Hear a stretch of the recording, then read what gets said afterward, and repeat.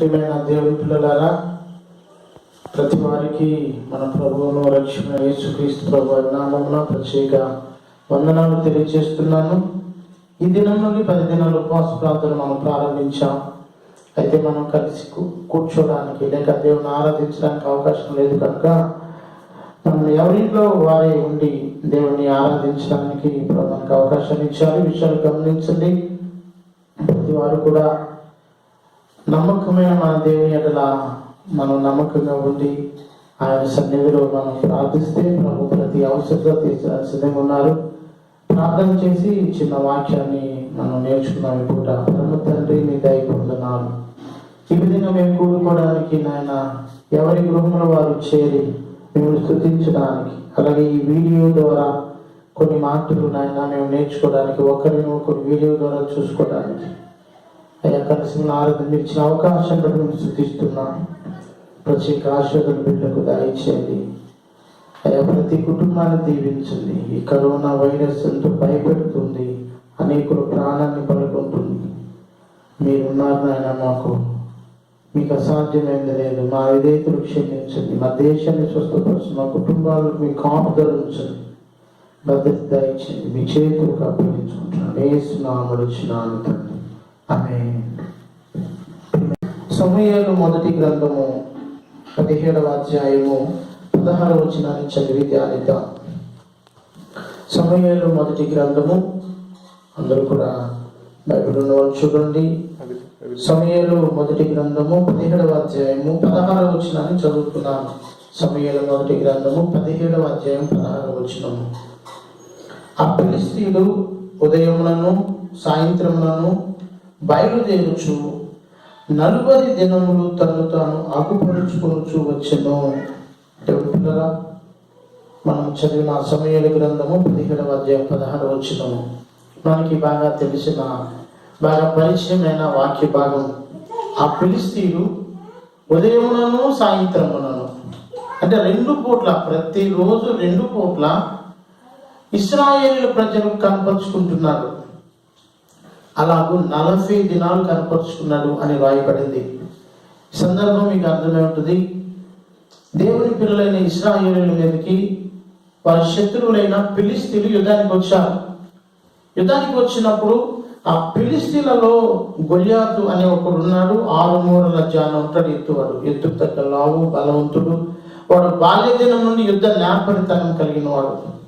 అతడు ఇశ్రాయేలీయులతో ఒక సలహా చెప్తున్నాడు, ఒక సవాలు చేస్తున్నాడు. ఏమంటాడంటే, నేను ఫిలిష్తీయుని కదా, మా తరపున నేను ఒక్కనే వస్తాను. మీరు ఇశ్రాయేలు కదా, మీ తరపున ఒకరే రండి. నన్ను వాడు గెలిస్తే మా వాళ్ళందరూ మీకు బానిసలు అయిపోతారు. లేదు, వచ్చిన మీ ఇశ్రాయేలు నా చేతులు ఓడిపోతే మీరందరూ మాకు బానిసలు అవ్వండి. ఇది షరతు. వినడానికి బాగానే ఉంది, కానీ వీడేమో 6 మూరల జాన ఉన్నాడు. ఇశ్రాయేలీయులు మామూలు సైజు కలిగిన వాళ్ళే కనుక వీళ్ళు ఆ ఫిలిష్తీయులను చూసి భయపడి తాక్కుంటున్నారు. దేవుని పిల్లలు మనం ఆలోచన చేయాలి.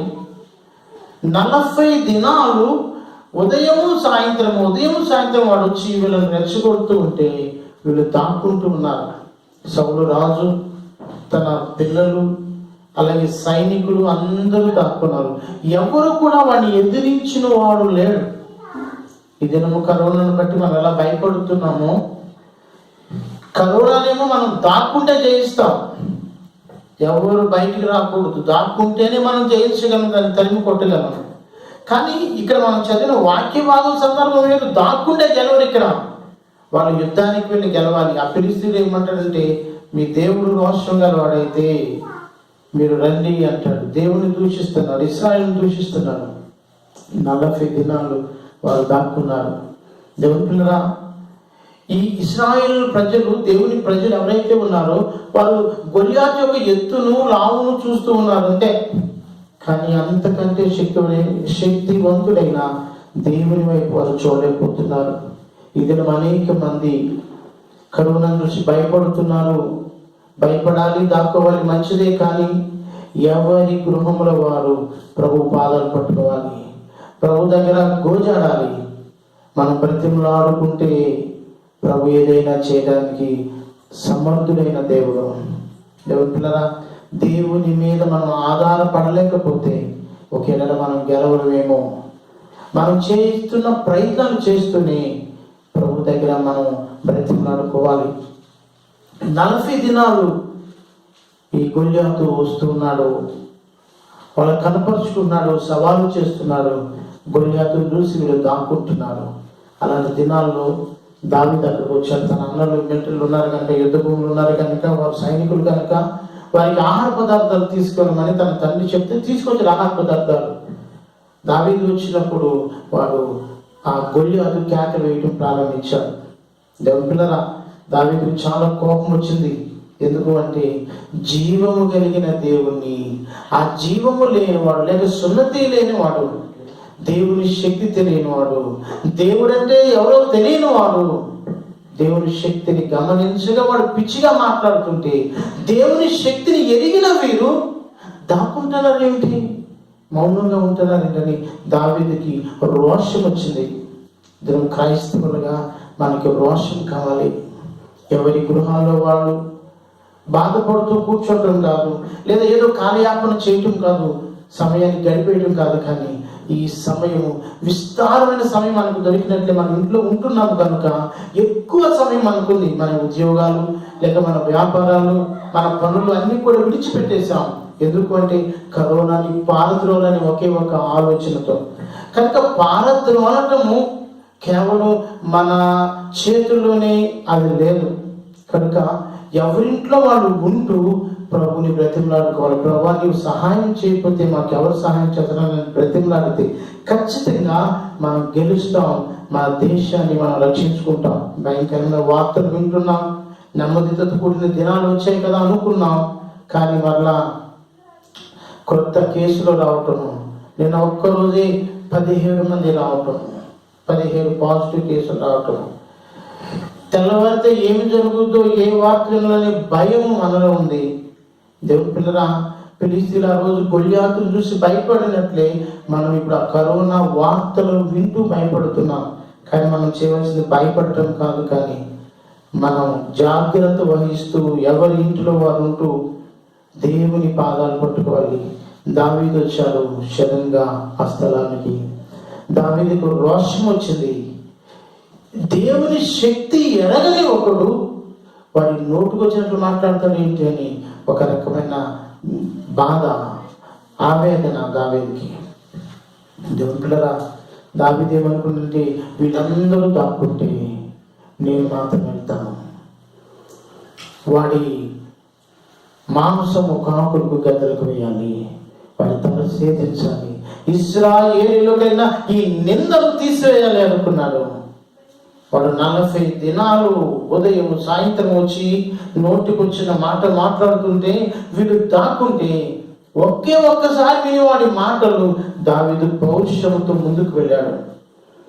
ఎవరుకున్నారా, దావీదు వాడిని ఎదిరించడానికి వెళ్ళినప్పుడు వాడు అంటాడు, అరే ఏమిటి కర్ర పట్టుకుని వస్తున్నావు, నేను కుక్కనా, రా నీ మాంసము కాకులకు గద్దలకు భుజంతువులకు ఆహారంగా వేస్తాను రా అంటాడు. దావీదు అంటాడు, నీవు ఈటెను బళ్ళెమును డాలును ధరించి వస్తున్నావు, నేను నా దేవుడైన యెహోవా నామమును నువ్వు తిరస్కరిస్తున్నావు. ఇప్పటి వరకు నువ్వు తిరస్కరించే ఆ దేవుని నామాన్ని బట్టి నీ మీదకి వస్తున్నాను, ఆ దేవుని శక్తి కలిగి నేను నీ మీదకి వస్తున్నాను. చేతిలో ఆయుధాలు లేకుండా దావీదు వెళ్ళి గొల్యాతును హతమార్చడానికి కారణం ఏంటి? ఒకే ఒక కారణము, దావీదు దేవుని శక్తిని ఎరిగిన వాడు, ఆయన అంటి పట్టుకుని జీవిస్తూ ఉన్నవాడు, దేవునిలోనే జీవిస్తూ ఉన్నవాడు. మనకి సమయం దొరికితే వాక్యం చదవాలి, పాటలు పాడాలి, గణపరచాలి, ఆయన పాదాలు పట్టుకుని బ్రతిమలాడాలి. ఈ సమస్యల నుండి నాయన నా దేశాన్ని రక్షించు, నా రాష్ట్రాన్ని రక్షించు, నా కుటుంబాన్ని రక్షించు ప్రార్థన చేయాలి. ప్రపంచ దేశాలు, అనేక దేశాలు ఈ కరోనాతో ఎంత నష్టపోతున్నాయి. మనం ఏదో ఒక రకంగా కాలయాపన చేయడానికి కాదు, కానీ దినము ఆయన పాదాలు పట్టుకోవడానికి.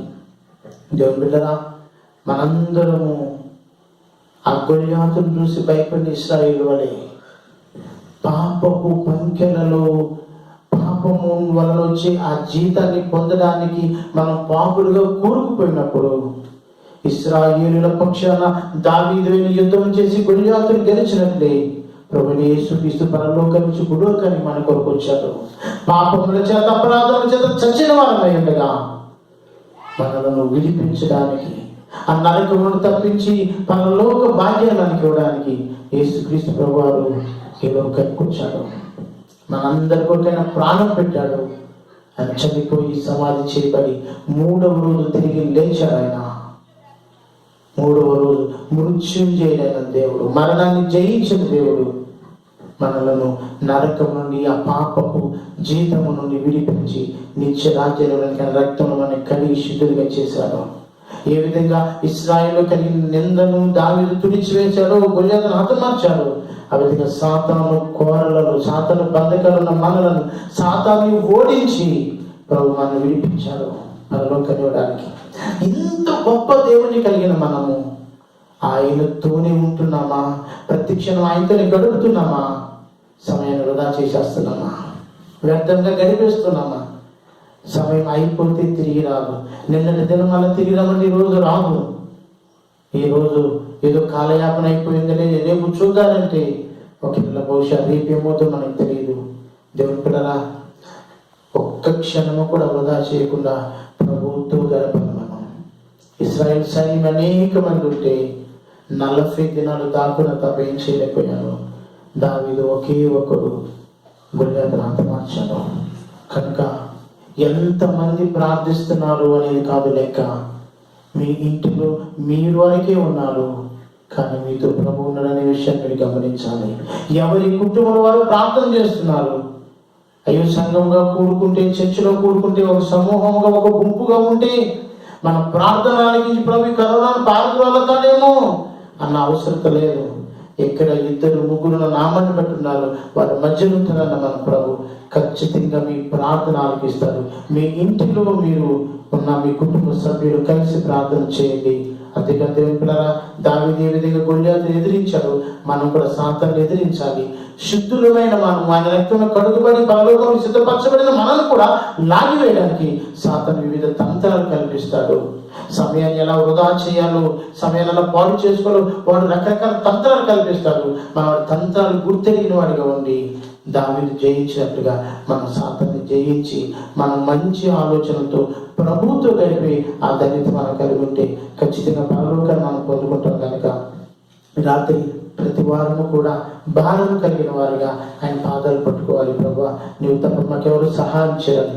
మనం వింటున్న వార్తలు తగ్గిపోతుంది కదా, విడుదల పొందుతున్నాం కదా అనుకుంటున్నప్పుడు, మళ్ళా షాకింగ్ న్యూస్ వెనుబడుతున్నప్పుడు దేవుని పిల్లరా, కలవరపడవద్దు అని ప్రభు చెప్పాడు.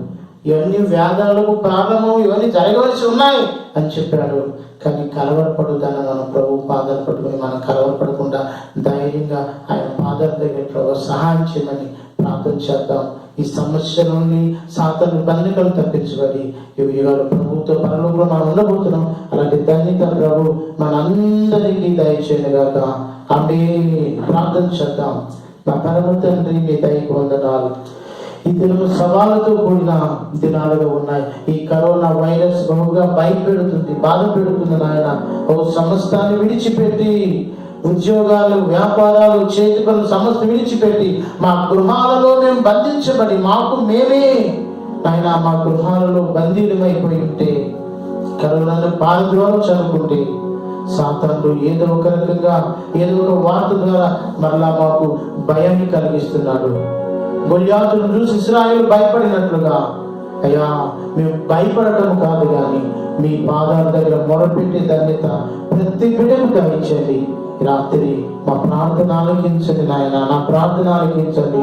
ఈ కరోనాని పారద్రోలండి, ప్రతి కుటుంబాన్ని నెమ్మదితో నింపండి. ప్రతి పట్టణాన్ని, ప్రతి గ్రామాన్ని మీ చేతులకు అప్పగిస్తాం.